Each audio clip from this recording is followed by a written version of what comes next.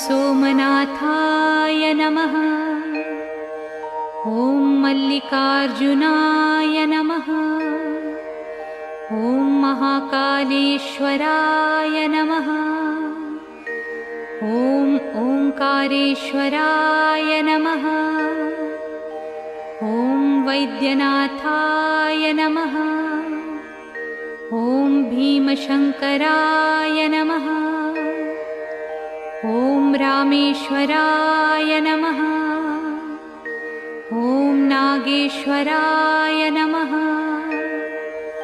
ॐ विश्वेश्वराय नमः। ॐ त्र्यंबकेश्वराय नमः। ॐ केदारेश्वराय नमः। ॐ भुस्मेश्वराय नमः।